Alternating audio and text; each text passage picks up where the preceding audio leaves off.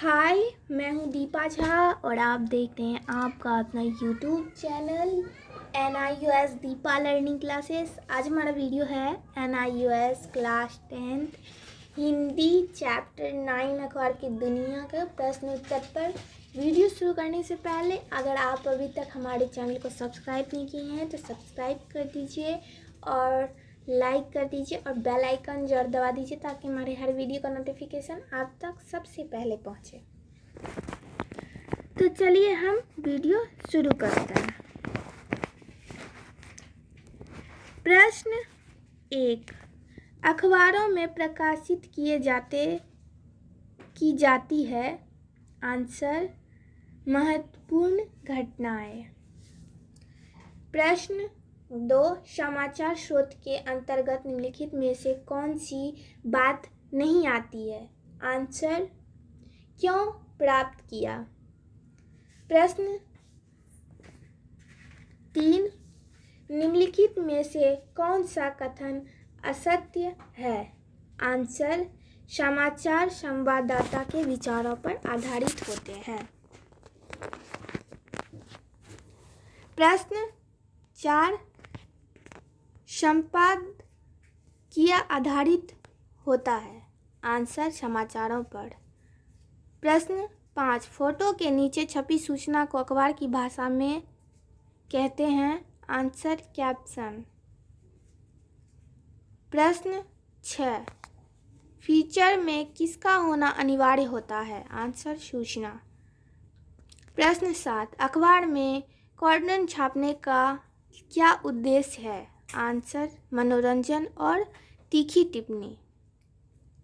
प्रश्न 8, विज्ञापन का उद्देश्य क्या नहीं है। आंसर, भाषा शिक्षण। प्रश्न 9, पाठकों के पत्रों को अखबार में क्यों शामिल किया जाता है। आंसर, पाठकों की भागीदारी।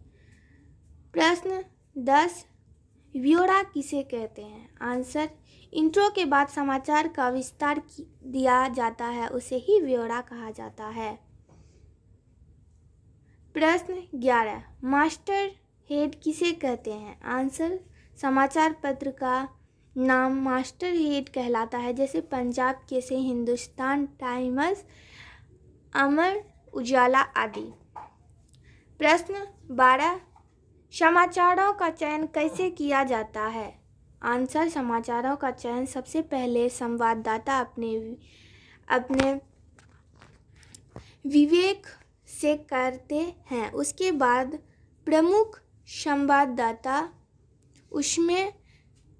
उनमें से छंटनी करते हैं। इसके बाद समाचार संपादक व प्रमुख संवाददाता के विचार विमर्श से समाचारों का चुनाव किया जाता है। इसमें अखबार के पृष्ठ की क्षमता भी देखी जाती है। प्रश्न 13, इंट्रो से आप क्या समझते हैं। आंसर, इंट्रो को हिंदी में परिचय कहते हैं। लंबे या मध्यम आकार के समाचार में शुरू में मोटे अक्षरों में एक अनुच्छेद लिखा जाता है जिसमें पूरे समाचार की सूचना दी जाती है। प्रश्न 14, बायलाइन किसे कहते हैं। आंसर, समाचार पत्र में समाचार लिखने वाले संवाददाता या समाचार प्रस्तुत करने वाले का नाम अगर उसके नाम से छापा जाता है तो उसे बायलाइन कहा जाता है। प्रश्न 15, समाचार में सब हेडिंग क्यों दिया जाता है। आंसर, समाचार का मुख्य शीर्षक पढ़ने के बाद पाठक में जिज्ञासा पैदा होती है कि वह पूरा समाचार जल्दी पढ़ ले। इसे ही समाचार का उपशीर्षक कहा जाता है। एक समाचार में कई उपशीर्षक होते हैं। प्रश्न 16, मेन हेडिंग किसे कहते हैं। इसका महत्व क्या है। आंसर, किसी घटना के बारे में हमारे मन में उठने वाली पहली जिज्ञासा क्या हुआ ही किसी समाचार का मेन हेडिंग है, यही शीर्षक है। इससे समाचार की मोटी जानकारी मिल जाती है। प्रश्न 17, विज्ञापन के आवश्यक गुण क्या है? आंसर, विज्ञापन के केवल आय के साधन ही नहीं होते, अपितु पाठक को शिक्षित भी कहते हैं। ये अधिक समय तक उपभोक्ताओं के सामने रहते हैं। इन्हें पाठक पढ़ सकता है और देख भी सकता है। अखबार का विज्ञापन तो रेडियो और टेलीविज़न से ज़्यादा उपभोक्ताओं के सक्षम रहता है। प्रश्न 18, समाचारों के कितने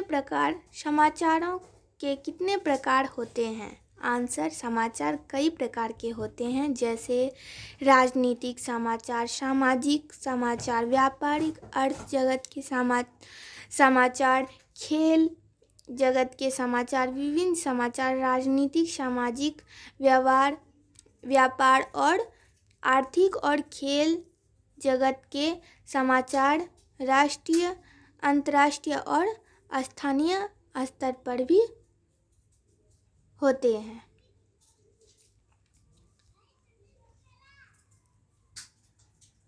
प्रश्न 19, समाचार स्रोत का क्या अभिप्राय है? आंसर, समाचार स्रोत से अभिप्राय यह है कि समाचार कहाँ से प्राप्त हुआ है। जब समाचार में यह भी लिख दिया जाता है कि यह समाचार हमें यहाँ से मिला है, तो इसकी प्रामाणिकता और विश्वसनीयता बढ़ा जाती है।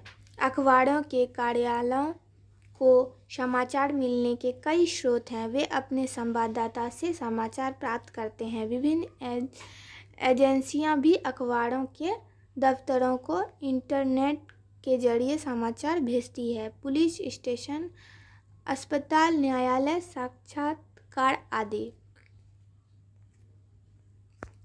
आज का वीडियो बस इतना ही। आज का वीडियो आपको कैसा लगा कमेंट में ज़रूर बताइए और मेरे चैनल को सब्सक्राइब कर दीजिए और लाइक कीजिए, बेल आइकन दबा दीजिए ताकि हमारे हर वीडियो का नोटिफिकेशन आप तक सबसे पहले पहुंचे। तब तक के लिए टाटा एंड बाय बाय।